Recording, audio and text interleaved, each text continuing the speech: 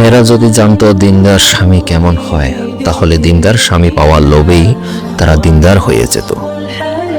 রাসূল পাক সাল্লাল্লাহু আলাইহি ওয়াসাল্লাম বলেছেন, গোটা দুনিয়াই সম্পদে পরিপূর্ণ।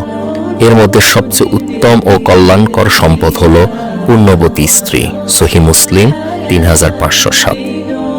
আল্লাহ বলেছেন, আমি যাকে ধন সম্পদ দিয়েছি সে বেশি ভাগ্যবান নয়।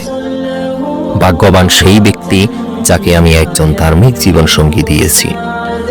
যখন কোনো স্ত্রী তার স্বামীর দিকে তাকিয়ে মিষ্টি হাসে, তখন আল্লাহ তাআলা তাদের উভয়ের দিকে তাকিয়ে মিষ্টি হাসেন। সুবহানাল্লাহ। পৃথিবীর সবচেয়ে সুখী মানুষ হচ্ছে সে যে একজন নেককার স্ত্রী পেয়েছে।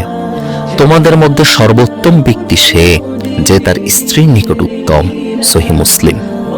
সে স্বামী কখনো পথভ্রষ্ট হবে না যার ঘরে একজন দিনদার নামাজি স্ত্রী আছে। একজন নেককার স্ত্রী হলো স্বামীর জন্য শ্রেষ্ঠ সম্পদ। নেককার স্ত্রী ছাড়া যেমন কোনো পুরুষ সুখী হতে পারে না, তেমনি নেককার স্বামী ছাড়াও কোনো মেয়ে সুখী হতে পারে না।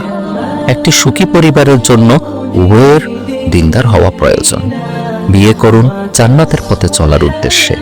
জীবনসঙ্গী এমন হওয়া উচিত যে একে অপরকে জান্নাতে যেতে সহযোগিতা করবে।